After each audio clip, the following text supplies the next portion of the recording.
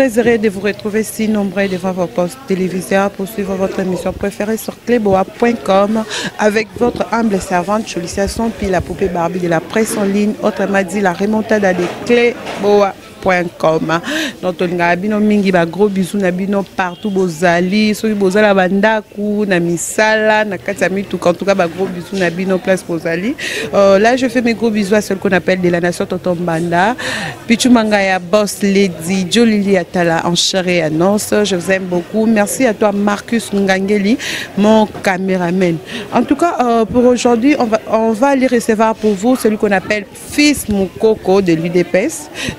Soulé belé parce que tout le monde a des images belé l'internet donc mambo belé salem il faut to y bailler à expliquer parce que tout le monde a mingi par rapport à makambo belé. Quand tu poses la question tu sens vraiment qu'il réponse moro ya bien oh nous sommes bazela ka banga koyoka d'autres ngato so mingi et pas naé.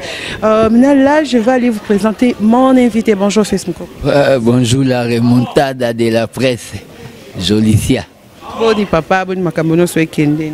Mamboza na super forme, donc ma solo Zarara, ma solo ya ABT l'avenir c'est maintenant fatigué, donc Togolo Belango, mais par la grâce tous à vivant, donc tous à vivant quoi. Boni boni asbel maramonion so parti ezo le kandenge nini. Ouais parti en soi ba combattant ba en moral, baza très bien parti tous à kitoko. Pour mambo salama yi pepele na ndenge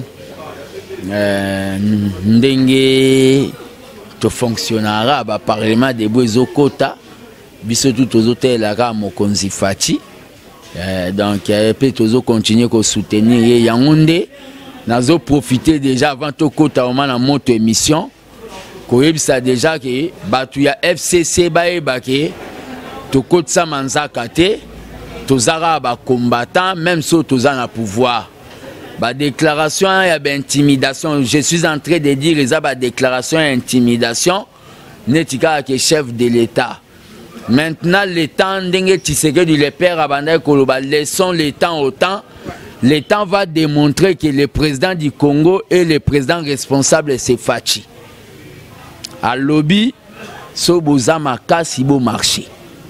Beaucoup de gens bengi contre-marche. Ça ne sert à rien. Boya Rubanda ko envenimer situation politique.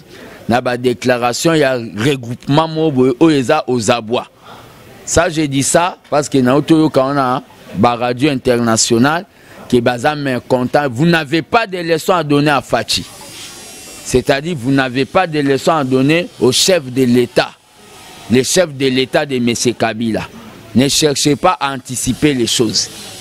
Na ba déclaration na binoana peut-être pour ba mon no bozo sala militantisme ça je l'ai dit tant que gardien du temple de la démocratie pour tozawana les yeux et les oreilles du chef.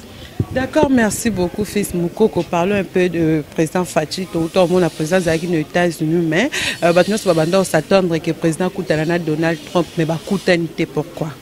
Le problème est bateau bande ko s'attendre que le président Koutalana Donald Trump et ça bateau ba na philosophie que mboka égal ka président ndenge bo mona na ba Congo ala giso ba sali moi toilette mona wenzama tete ba bi sous le haut patronage de monsieur Joseph Kabila. États-Unis za ba pays ya ba civilisation à démocratie. Personne a président et ça personne yo et le bi États-Unis té. Président Kenda Kuna na mission ya kokutana na ba entrepreneur.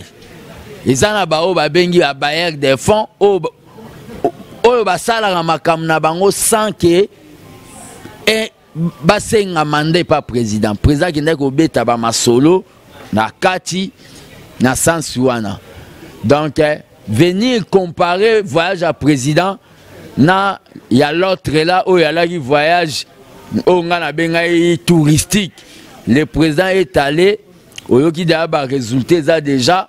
Moi, formation, il y a quelques militaires dans le cadre des États-Unis, puis FMI déjà, ils ont relancé dans le cadre du Congo.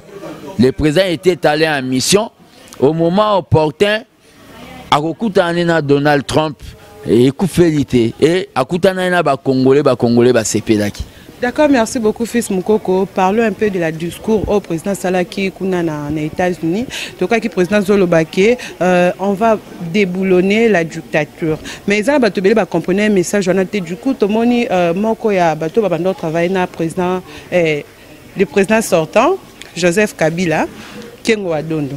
Alobino et loko moko il faut yebake na Sénat oza ebele na ba gouverneur biso nde toko diriger, il faut faire très attention na ba discours na yo. Pourquoi le bakem? Au moni mune Kengo Adondo sora zolo ba batu musu ba ya koloba na za impoli mais na mamba politique tu serais du coup toujours mo ba benganga petit papa mo bo alobi te ici on est des collègues. Au moins ba père ne ba Kengo Adondo ba tout mo il faut ba kene na retraite politique Jolicia. Comment yo depuis Mobutu yo ngaka ko zalakaka.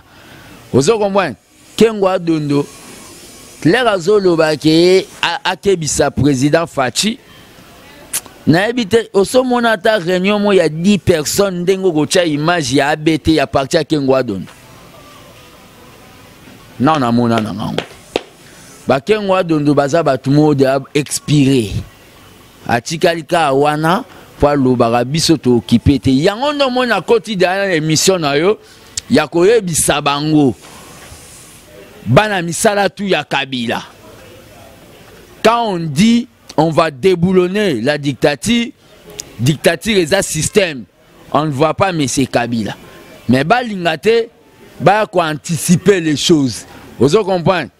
Président lobby ke akobeta sete na mamba corruption oya liaki ako sanza nazo ebisoti boliaki boko sanza eloko ezana ke bazande batu moko boye bazo banga deje eloko ezoya donc biso tolobai kake batike la Fachi temps il y a un temps pour tout le temps yango bando koka soko liaki biloko a peuple yebaki o sanza faut tinangate.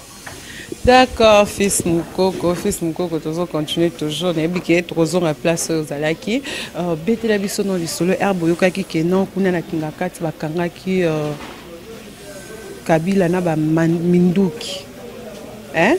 Minduki mais c'est Kabila, pardon bolimbisanga mais c'est Kabila na ba Minduki ya Baris et ça là ebinonde parce que ba voix c'est tamboli partout. Mututo ayebi yango. Bon Jolicia les problèmes ezamambo bakangi Kabila na Minduki nga intéressant nga susté.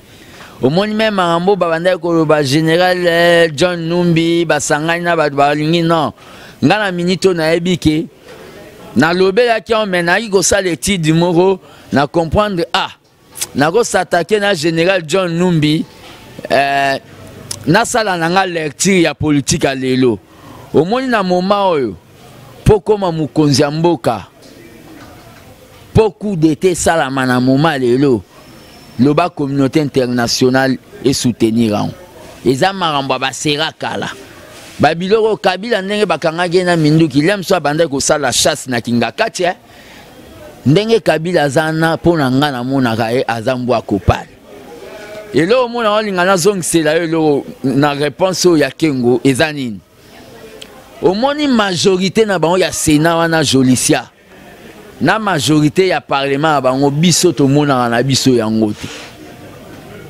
biso to mona yango te po biso to za na ba bengi majorité populaire majorité ya base tozo zela babanda vuma musala babanda ko kende na o ba bengi à la rencontre ya vision ya chef de l'état où ils a lutte contre la pauvreté bakomona mobilisation bakomona mobilisation, bakomona encerclement, bouclage ya hémicycle à palais du peuple wana. D'abord so calme, nous avons le peuple.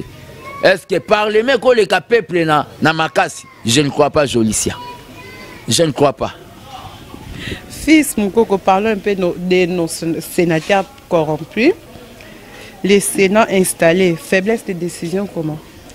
Sénat oyo tobima etoloba iba kota te po basali lelo sake mission lobisoka ba makasi mutu moko akende kaka kuna na Sénat wana loba iso ba makasi mutu akota te mais mutu akoti si bango eza Fachi ozo komwe Fachi akoti si bango pona nini Fachi akomisa la justice te Fachi akoti si bango mais makambu ya banquette ezo continuer oya yaki na COP na makambu na IDPS Nao alia kimbongo. Okokota vraiment au sali 1 jour, 2 jours, 3 jours. Ba dodio ba FCO yo bimana no po yo lia kimbongo. Yo mona ngotere ba député msu ba kota ba kizamine consort ba bimisa ba. Boko mona ba tu ba koti comme ba sénateur ba ko bima. C'est-à-dire au koti na ba tiki machine kende judiciaire nde ba sa enquête. Yango nde jolisia nazo continuer koloba ngai nde naza fils mukoko. Nazo zelaka kana mona rapport à justice sur corruption ya ba député nandenge makambo salaki wande makambo toko mona ngo pe toko lobela. Fils Mukoko, merci Nabino Nyonso. En tout cas, naza na posa boza la brancher côté vraiment l'émission yo parce que de kota na makambo yango. Fils Mukoko, problème nini na Jean-Marc Kaboun, retrait de confiance. To mona ki joue on sa game mission silika makas mais apparemment le Congo ndrezo zonga lisusu parce que nakolobelo moko normalement fait to ça l'émission placement mais au boyo lobité kuna te photo ya place mususu. Et ça a un problème à retrait de confiance ou bien nini? Le problème mes alliés l'homme président voit le mal de loin. Jolisianga ande kona comment batumi ça tu na jour mo bako lotake ba empoisonninga. 3 personnes ba benyo na même jour qui ba empoisonner. Il faut na la prudent. Vous comprenez? Et à part ça nga vraiment monsieur Jean-Marc Kaboun toi un problème té. Vous comprenez? Ngana etoza na problème té ngapo na ngai il n'y a jamais eu de mauvais troupes que des mauvais chefs. Makambuga ke oya le kambala mo bando lo banabiso ke ba député na sala na bango réunion awa bon ba ke kuna ba sali ndenge zana tolo te ko devancer makambute makambu il faut ba landa voma ba yeba nanya yaki na cop nanya yaki mbongo. Vous comprenez? Ngana Jean-Marc Kaboun tozana na problème té mais le problème ngana zolingana lobeza tout simplement na retira confiance na Jean-Marc Kaboun na lobi na hotel que yo pour retirer. Na retirer confiance na pas Jean-Marc Kaboun ezana tina nini? Basa l'enquête ba ye baba nani bayaki na kopa mbongo na. Soka enquête salami. Et bimi ke eza mutu tel na ozong c'est confiance. Mais oh nazo kanya batu misusu ba nationaux misu ya IDPS po bazo luka ba poste. O ba kenda ovanda na veranda Jean-Marc Kaboun banda tongo tipo quoi. Bazo linga ba leka na ba chaîne ba lobake fils Mukoko l'air azolo ba na Jean-Marc Kaboun ezane tazo manquer président Fatina. Web sabango batika bazo yé batende o bazali. Personnellement, nga fils Mukoko n'a kende jamais et pas Jean-Marc Kaboun na banda ko kemande poste pa nae. Poto bunda na ye, vous comprenez? Biso tout oza berita Tshisekedi. Do ba nationaux wana o bazo linga ba bandolo ba po ba ndenge bazo tinda bango. Nga naza subordonné te, nga naza héritier à Tshisekedi. Je suis responsable héritier à Tshisekedi à même titre que Jean-Marc Kaboun. Son amoni makambu mo eza clarté et comme kota na parti nanga na sala la culte de personnalité. C'est-à-dire Fati son azobo elae et pourquoi pas nga ko boela Jean-Marc Kaboun. Pour Fati na epsa qui na PC 24 soit retiré signature te na Genève à rolongwa parti na biso. Et bon Jean-Marc Kaboun son a retiré confiance na ngai. Mabeza chose grave Jolicia. Oyebi na planifié sortie officielle ya armée des bâtisseurs Tshisekedi c'est le 6 avril. Na kéroti que la Jean-Marc Kaboun malgré que aya comme combattant pour nga pona nga na minute yo azane président à l'intérim na ngati. Na tikelier invitation. Na pourquoi na mona ba publier na ba réseaux sociaux kendenge zabo e bango pe ba ye pa zo sal sa matinée politique. Po ya lingane sous contact na ba combattant. A comment na des bureaux. Vous comprenez? Ya awa na permanence à salara ka minito na lobaka na émission na liboso. Et parce que ba publier bongo, ko publier bongo, nga pe na lobby bon problème ezate tokoyo kana nani Tshisekedi a tiaka mobilisateur, Tshisekedi a papa nazo ba fatite. Tokoyo kana nga pe na kolongola date na ngate. tout comme m'appelle les 6 sango na okakaka o matinée politique eza annulé objectif ya la nini na sangisa jamais ba combattant po ba komi kobanga fils moko ko lobelo konini le problème eza ngana jamais kabund ezate tozo sala politique makambu misusu nazo zelana ba voter ba gouverneur nazo zelana nous makambu misusu na kolobaka yango élection ba gouverneur et salama vous comprenez après wana nde na kolobaka ngana liake pa mututé so na lati chemise eza bato bayebanga te bavandaka na diaspora vous comprenez na liake pa mututé ndenge naza boye même fatia futela nganda kuté ndaku nanga ba combattant diaspora mbafuta vous comprenez na boya ba biloko mpona za l'indépendant na koloba soki ba élection ba gouverneur et salami ba makambu oyo zo salama na minito ba comportement neti ba parti à pouvoir na koloba yango c'est ça mon rôle du gardien du temple Jolicia.